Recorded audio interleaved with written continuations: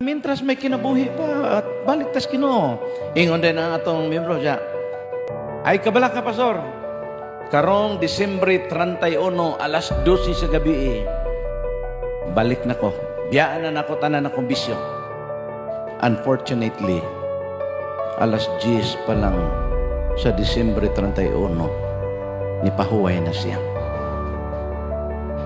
Kung naghunahuna man lang ka nga mag-alagad kas Ginoo, ay nalang pagdesisyon nga unya pa, karon na lang. Ayaw paghiskot-hiskot o mga butang alang sa imong ugma, kay di ka sigurado sa imong ugma. We are not sure of our tomorrow. Kung nagplano ka nga, gusto ka mag-alagad sa Ginoo, karon ayaw na paghiskot anang layo pa kayong mga oras, kay dili ikitagiya sa imong kinabuhi.